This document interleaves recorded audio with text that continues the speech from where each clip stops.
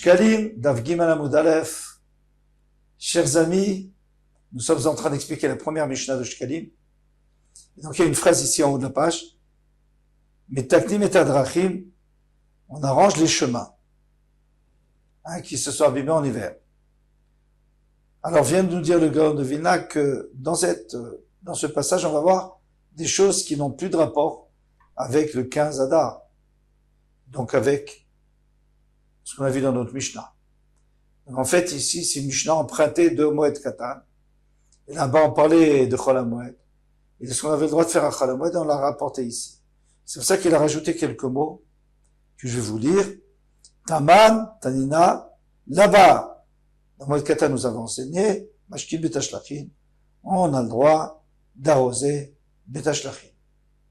Et de toute façon, ça, on va le revoir plus loin, mais on n'aura pas besoin de le dire parce qu'on a déjà dit ici. Alors, qu'est-ce que c'est que Betashlachin? C'est un champ qui a besoin d'être irrigué tout le temps. Et si on ne le fait pas à Chol HaMoed, eh bien, il risque de se dessécher et les plantes vont s'abîmer. Donc, on a le droit de le faire à Chol HaMoed parce que d'avar à Aved, si on perd, s'il y a une grosse perte, on a le droit de le faire. Vous voyez bien qu'on ne parle pas du tout, en tout cas, pas que de 15 Adar. Il y aura quelque chose qui seront pour le 15 Adar. Continue. Veta Chovot.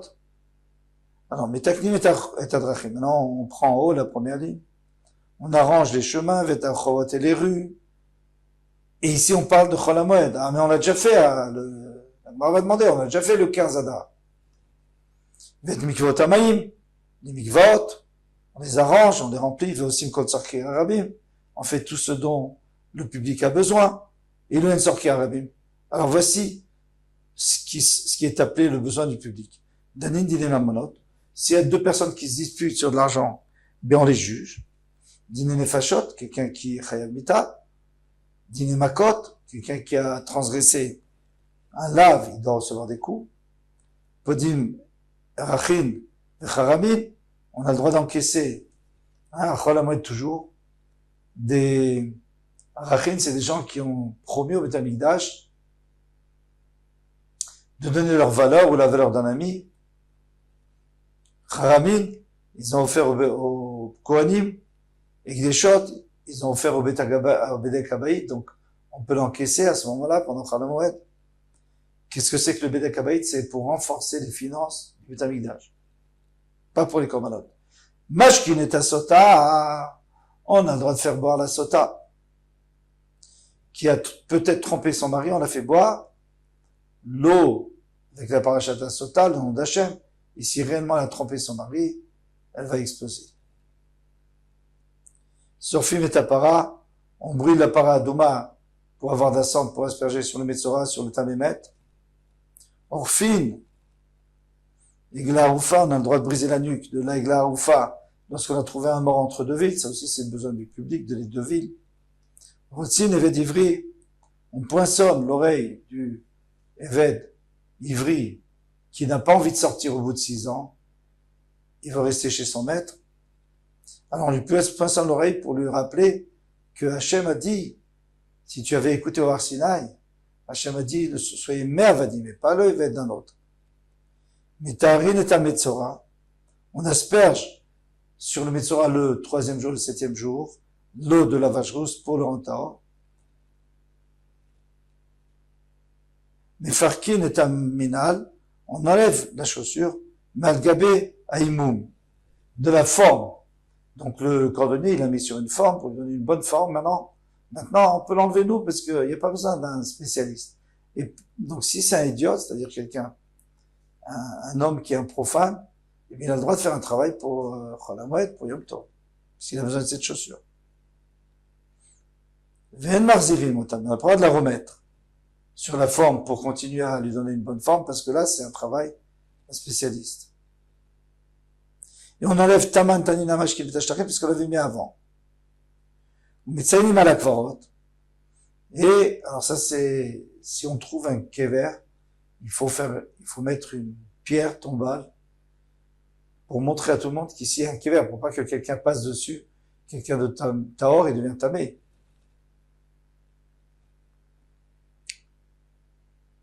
Et là-dessus, la Gemara demande, Elle dit, Lokvartzinu, mais on a déjà vu, mais Hadar, on avait déjà vu qu'en Hadar, on le faisait, ça.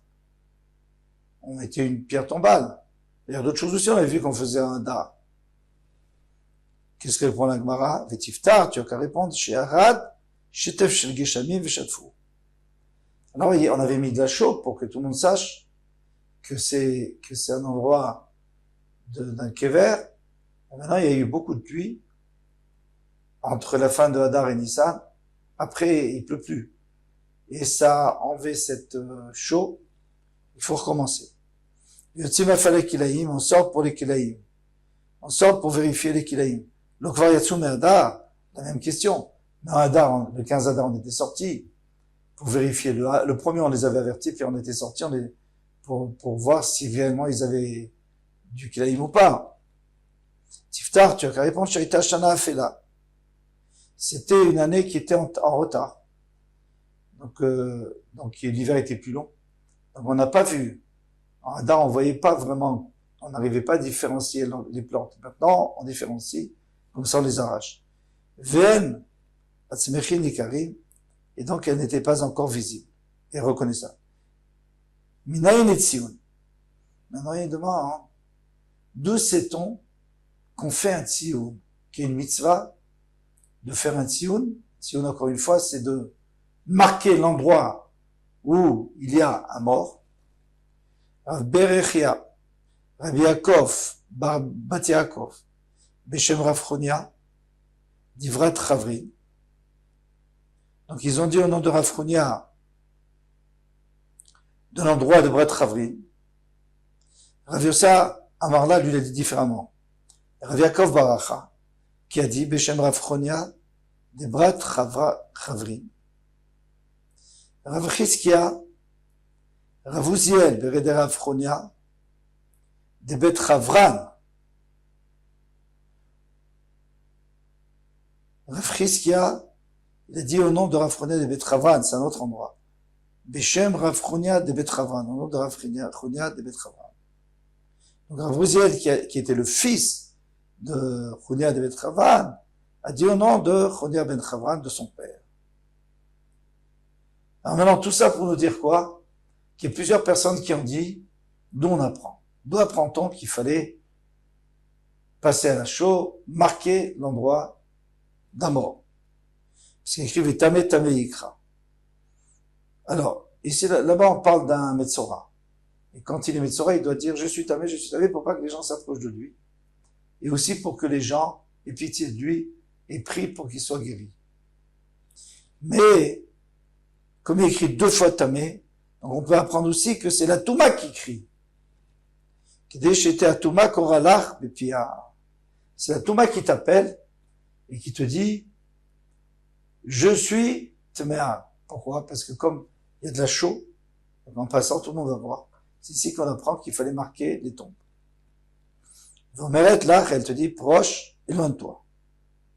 Ravila Beshem Rav Shmuel ben Nachmani. Eh bien, Ravila, au nom de Rav Shmuel ben Nachman, pardon, Ve'avru Aovrim Ba'aretz. Il écrit, ils passeront, ceux qui passent dans la terre, on parle ici après la Milchemet Gog Magog, donc la guerre du Mashiach, entre Gog et Magog. Et on sait que Gog a mérité, les enfants de Gog ont mérité d'être enterrés. Alors qu'est-ce qu'on va faire? Veraetze Madame. Il va voir un os d'un homme. Ou Bana et Tzotziun. Mais il devra construire à côté un tzioun. Donc une pierre tombale avec de la chaux. Etzem. Alors maintenant, on va expliquer chaque mot. Parce qu'il y a plusieurs mots dans cette phrase. Il y a Vera, Etzem, Adam, Bana, Etzlot, Tzioun. On va apprendre beaucoup de choses. Etzem, Mikan, Shemitzanim Alatzamot. Ici, on apprend que même s'il n'y a pas de chair, c'est déjà tout décomposé, il reste que les os, même ça c'est métamé, BOL. Mais attention, condition qu'il y ait reva à cave, le quart d'un cave d'os.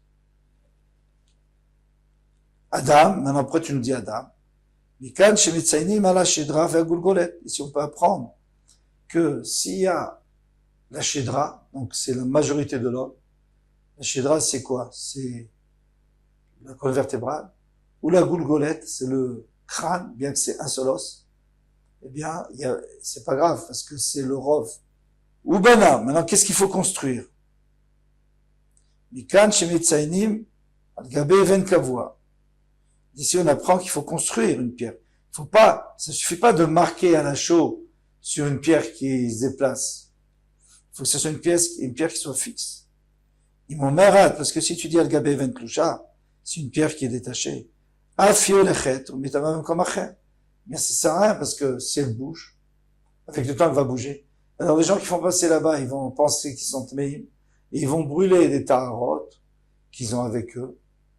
Par exemple, la trouma. Et en vérité, elle est pas tmea. Et ici, les gens vont passer. Et ils savent pas qu'ils sont tamés. Ils vont manger la trouma tmea.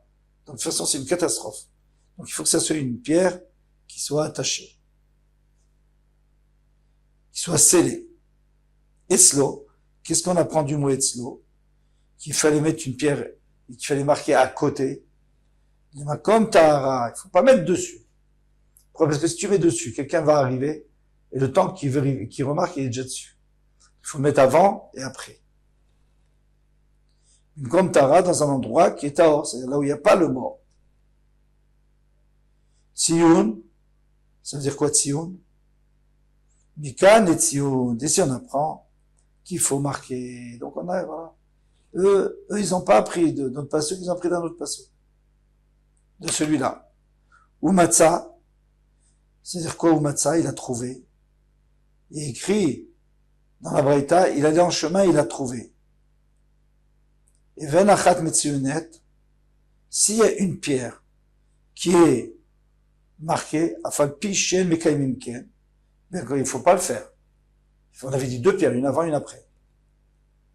Amaïl, elle est tamé. Celui qui passe dessus, il est tamé, parce que comme il y a une seule pierre, donc on dirait qu'ils ont fait une erreur et ils ont mis dessus. Agnomer, met Metsuyan, parce que je dis certainement qu'il y a un mort qui était là, Veyalatum Tartea, il était en dessous. Ayush Taïm. Maintenant, s'il y a deux pierres, Amaïl el Taor, celui qui passe sur les pierres, il n'y a pas de problème, il est Taor parce que le mort est entre les deux. Ou Benem Tamé, mais s'il est passé entre les deux, il est Tamé. Imaya Choresh Ben Taïm. Maintenant, si c'était labouré entre les deux, rien qu'Yechidot, eh bien, on considère qu'il y avait deux morts. Pourquoi? Parce que labourer, c'est sûr qu'il n'y avait pas de mort. On laboure pas là où il y avait un mort. Ça veut dire qu'il y avait un mort sous la pierre numéro 1 et sous la pierre numéro 2. Benem Taor, et si tu passes entre les deux, il n'y a pas de problème, c'est Taor. Si votem, en vérité, si votem, c'est-à-dire en dessous, Tamé, c'est Tamé. Tamé, on a enseigné. En metzainim alabassa. S'il y a un kazeï de chair, même si c'est métamé, bewed, c'est-à-dire si on passe dessus, mais il faut pas marquer. Pourquoi? Chez Manitaka Alabassa. Parce qu'à tout moment, cette chair, elle va disparaître. Elle va se décomposer. Et alors, les gens vont continuer à dire, ah, je suis tamé, etc., etc. Et donc, s'il a d'un trauma, il faut la brûler. S'il a un korban, il doit le brûler. Raviusta Barshunam, Kume Ravmana. Raviusta Barshunam a demandé devant Ravmana. Velonim Tsametame et Taharot, les Mafréa. Et maintenant, qu'est-ce qui va se passer? Quelqu'un va passer dessus. Et puis après, on va dire, oh, t'es passé sur le kazaï de viande. De chair, pardon. Tu es tamé. Eh bien. Et de toute façon, tu vas perdre les taharot. Parce que s'il avait porté avec lui d'un trauma ou un korban, il faut les brûler. Donc il aurait mieux valu marquer. Amarle moutav shenit kalkilu bolisha. Valit kalkilu boleolam. Il vaut mieux que on fasse une erreur une fois, deux fois, mais de toute façon après la chair va disparaître. Tandis que si on met un tzioun, c'est-à-dire si on marque, eh bien pour toujours, même quand il n'y aura plus de chair, les gens vont croire qu'ils sont tamés, ils vont brûler les tarots, c'est encore pire. Alachabet, Matitin, donc c'est la Mishnah. Amar Rav Yehuda dit Barishona Yokri Umesh Techim Lefaneahem. Avant, lorsqu'on allait, les Shluchei Bedin venaient, de 15 Adar, et ils voyaient que on n'avait pas écouté, il y avait du kilaïm, il y avait un mélange de plantes, et bien ils arrachaient, ils le jetaient devant eux, pour leur faire honte. Mishibarabo Vra Vera. Alors, tout ça, on va expliquer dans le Gemara. Quand se sont multipliés ceux qui faisaient des Averot, et Mashtichim les Drachim, donc ils jetaient pas devant eux, ils jetaient en chemin. Itkinu Shiu Mafkirim et Kol Hasadeh. Et à la fin, il y a une troisième étape, ils ont rendu Efker tout le champ. Ils ont dit, tant que vous n'enlevez pas votre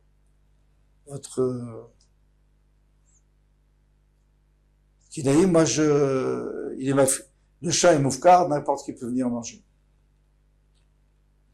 Amar Vichi et Yehuda, Rabbi Yehuda a dit, Vechoule. Tane Amar Rabbi Yehuda a dit, Barishona yu okrim umashtikim lifnehem. On va bien expliquer la Mishnah. Au début, ils arrachaient, jetaient devant eux, Vayusmechim, jetés smachot. Et alors ils étaient contents deux fois, les propriétaires. Chachoyu minakshim, premièrement, vous m'avez enlevé les mauvaises herbes, vous m'avez enlevé tout ce qui me dérange dans mon champ. En fait, c'était pas des mauvaises herbes, mais vous avez aéré mon champ. Parce que quand on aère, on enlève des pousses, et bien les autres grandissent plus et mieux. Ils disaient merci. Et à part ça, tu les as jetés devant eux, donc ils profitent du kilaïm. En vérité, il faut essayer de comprendre. Qui t'a dit, c'est vrai qu'il faut enlever les mauvaises herbes, mais pourquoi enlever, par exemple, il y avait, je sais pas moi, du blé avec des tomates. Alors pourquoi enlever les tomates ou pourquoi enlever le blé? On a besoin des deux s'il les a plantés. Alors ce qu'on peut dire, c'est que c'est toujours mieux. Il y aura beaucoup plus de blé. Mais une deuxième réponse, c'est qu'ici on parle pas que des gens qui ont fait exprès. Il y a des gens qui ont semé, les pauvres. Et puis il y a des plantes il y a des graines qui étaient pas des bonnes graines et qui avaient été mélangées. Donc il y avait des graines de blé et des graines d'autres choses avec. Et donc ça a poussé. Alors eux, en vérité, ils veulent pas faire la Verasoma, ils n'ont pas le temps. Ils ont dit on va attendre le 15. Ils vont venir les Shlichei Bedin, ils sont payés par le Beddin. Et nous on n'a pas besoin de travailler. On est saméar. Ah ouais, mais c'est pas juste ça, parce que vous prenez l'argent du Tzibour pour faire votre travail que vous auriez dû faire depuis longtemps. En tout cas, depuis que vous avez remarqué. Mishrabu Ovre Avera. Alors maintenant, qu'est-ce qu'on a fait? On jetait en chemin. Comme ça, vous profitez pas. Mishrabu Ovre Avera, Yumashtichim Adrachim. On jetait dans le chemin. Falpiken Ayusmechim, Shayumenakshim et Sadoten. Alors ils ont dit, d'accord, bon, c'est vrai qu'on peut pas en profiter, mais au moins, vous nous avez aéré notre champ. Et alors ils continuaient, ils faisaient ça exprès. On a dit, vous savez quoi, vous allez tout perdre. Tout le champ, tout le monde peut venir se servir.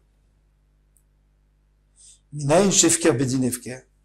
Maintenant, d'où sait-on que le Bedin peut rendre Efker comme ça? Je comprends pas, ça lui appartient. Donc je vais lui prendre. Oui. Le Bedin l'a rendu Efker. Comment? On va apporter une preuve. Directif qui est écrit, Vechola Sharié. Le Yavol et Shloshet Hayamim. Alors il y avait une histoire là-bas. Avec Ezra. Et donc, il y avait beaucoup de Bnei Israël qui habitaient en dehors d'Eretz Israël, qui étaient en diaspora et qui s'étaient mariés avec des goyotes. Alors elle a dit, vous avez 3 jours pour venir à Yerushalayim. On fait une réunion là-bas. Chacun va divorcer sa femme. Il va s'engager à divorcer sa femme. Non, celui qui vient pas pour ces 3 jours, selon le conseil des princes et des anciens qui avaient décrété ces 3 jours, toute sa richesse sera donnée, sera efker, sera abandonnée. Donc tout le monde peut la prendre.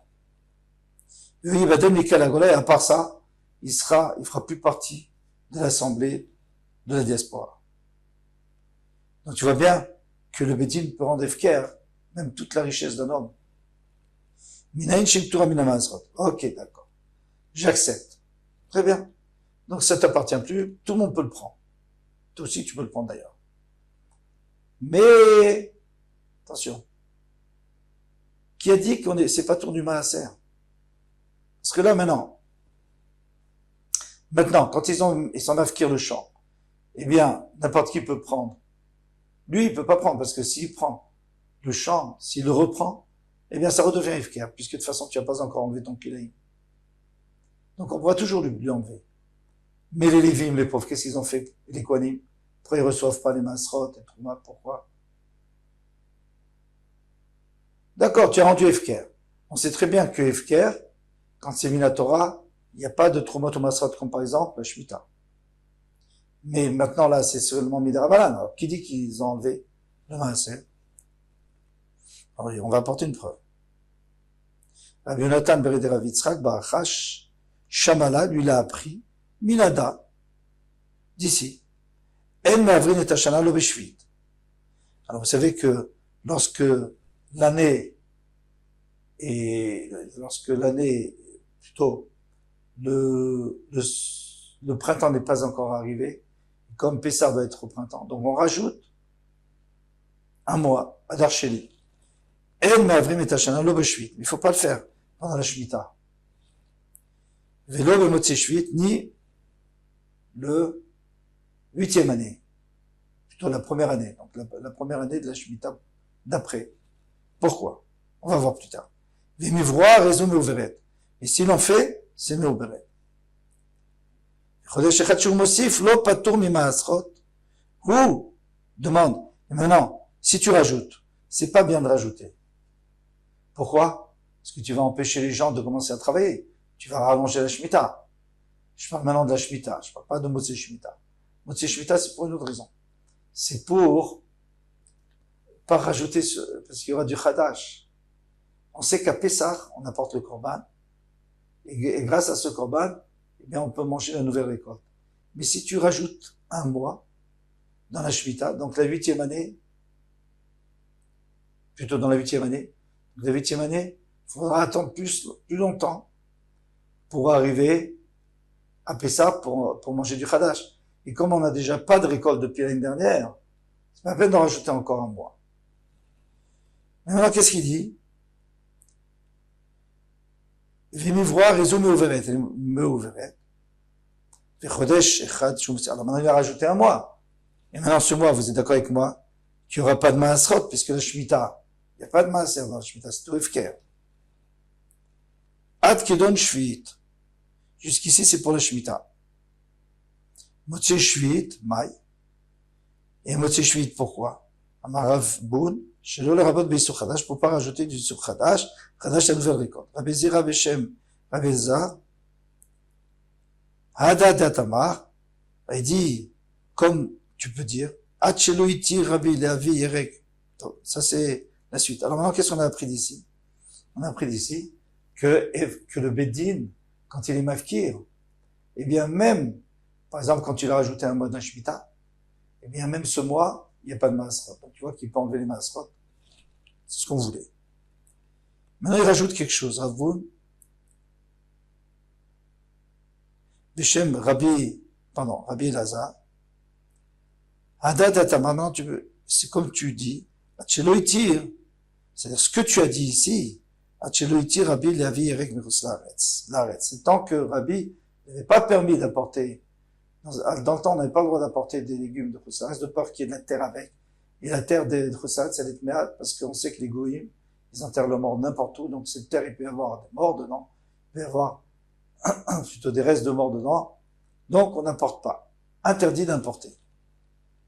Mais après, Rabbi Akadosh a permis.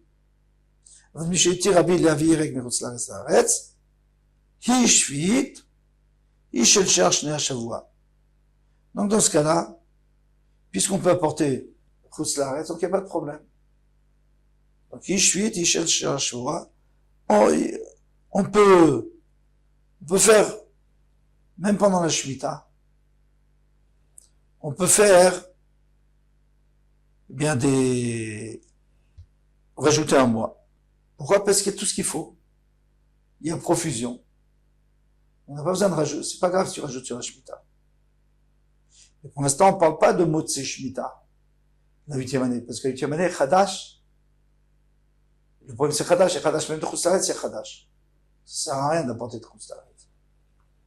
Tenez, En Mavrin, Amar Avmana, Hadat et Atamar, ce que tu as dit jusqu'à présent, Barishona, Shayu Hashanim Ketiknan, c'est quand les années, elles étaient comme il faut. Ça veut dire quoi?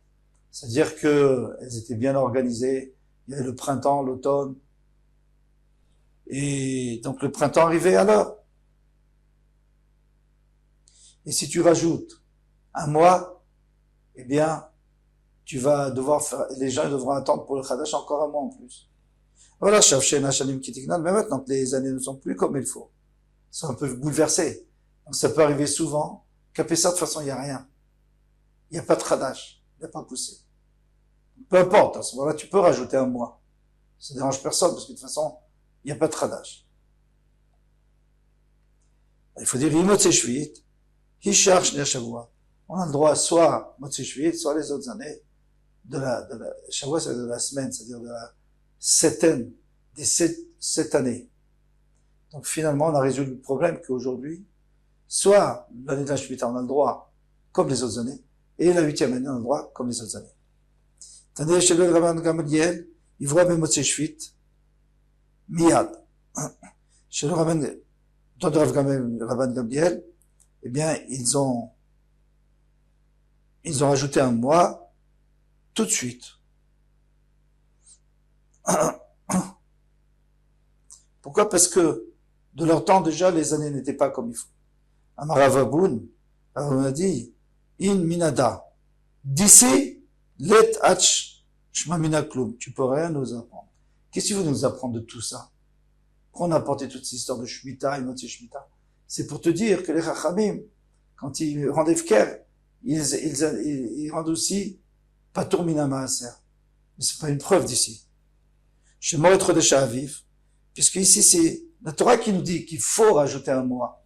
Il dit, garde le mois Aviv, le printemps, Shomreu Sheyaviu Bechidusho.